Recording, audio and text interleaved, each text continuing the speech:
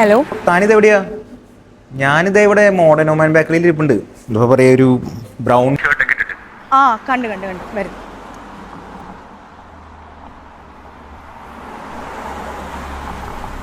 ആ, ഇതാദ്യമായിരിക്കും ഒരു പെണ്ണ് കാണലിന് ആണിങ്ങനെ വെയിറ്റ് ചെയ്തിരിക്കുന്നത്.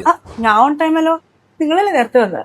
എടോ, തന്നെ കാണാനുള്ള ആകാംക്ഷയിലാണ് ഞാൻ എത്ര നേരത്തെ ഇവിടെ വന്നിരിക്കുന്നത്. എടോ, അങ്ങനെ പെട്ടെന്ന് അവധി എടുത്ത് വരാൻ പറ്റിയ ജോലിയല്ലോ എന്റേത്. അപ്പൊ ഞാൻ തന്റെ അടുത്ത് മുമ്പേ പറഞ്ഞേരെ, കാരണവന്മാരായിട്ട് ഇഷ്ടം പോലെ കാശ് സമ്പാദിച്ചു വെച്ചിട്ടുണ്ട്. അതിൻ്റെ ഇടയിൽ തന്നെ ഓർഡർ കൊടുത്തിരുന്നോ? ഈ ഓർഡർ കൊടുത്തല്ലോ മാറ്റർ. സംഭവം എന്താണെന്ന് വെച്ച് കഴിഞ്ഞാൽ എനിക്ക് അത്യാവശ്യം നല്ലൊരു ജോലിയുണ്ട്. പിന്നെ താനെന്തിനാ വെറുതെ പോയി കഷ്ടപ്പെടുന്നേ? അത് പറഞ്ഞ നന്നായി. നമുക്ക് ആ കേസ് ഒന്ന് റിവേഴ്സ് ചെയ്തല്ലോ. സജി വീട്ടിലിരുന്നോ, ഞാൻ ജോലിക്കൊക്കെ പോയിട്ട് വരാം. സാധാരണ ഈ നാട്ടുതടുപ്പ് അനുസരിച്ചിട്ടേ ആണുങ്ങളാണല്ലോ ജോലിക്ക് പോണേ. അതാണല്ലോ സമൂഹത്തിൽ നടക്കണേ. I mean societal norms. അപ്പൊ സൊസൈറ്റിയുടെ സജിയുടെ പ്രശ്നം.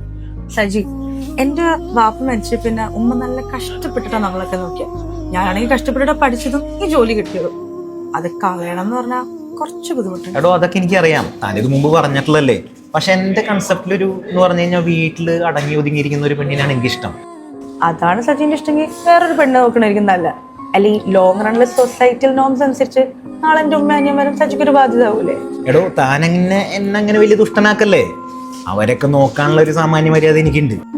എന്നൊരു കാര്യം ചോദിക്കട്ടെ, സച്ചി എന്തിനാ ജോലിക്ക് പോണത്? ജോലിക്ക് പോണത് പൈസ ഉണ്ടാക്കാൻ, പിന്നെ കുടുംബം നോക്കാൻ, സമൂഹത്തിന് നല്ല വില, പിന്നെ അതൊരു പ്രൗഡ് ഫീലിംഗ് അല്ലേ. അപ്പൊ ഈ പ്രൗഡ് ഫീലിംഗ് നമ്മൾ പെണ്ണുങ്ങളും ഡിസേർവ് ചെയ്യുന്ന ഒരു ഇമോഷൻ അല്ലേ? എടോ, നമ്മൾ ഈ ജോലിക്കൊക്കെ പോണ ഈ ഇമോഷൻസ് എക്സ്പീരിയൻസ് ചെയ്യാനാണ്. ഞാൻ നാളെ പൈസ കിട്ടി ഉമ്മാക്കൊക്കെ ഒരു സാരി വാങ്ങിക്കുമ്പോ എനിക്ക് കിട്ടുന്ന ഒരു കോൺഫിഡൻസും ഹാപ്പിനെസ്സും ഉണ്ട്. അത് തനിക്ക് പറഞ്ഞാൽ മനസ്സിലാവൂല. സജി പറഞ്ഞ ഈ കാര്യങ്ങൾ എനിക്കും ആപ്ലിക്കബിൾ അല്ലേ?